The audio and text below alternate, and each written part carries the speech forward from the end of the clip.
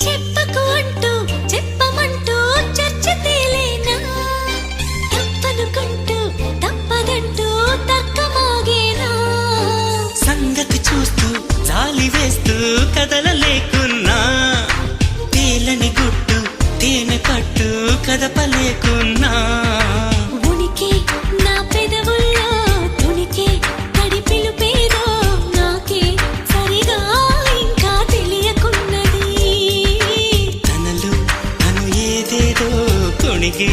ఆ కబురేదో ఆ వైనం మౌనంలో మునిగి ఉన్నది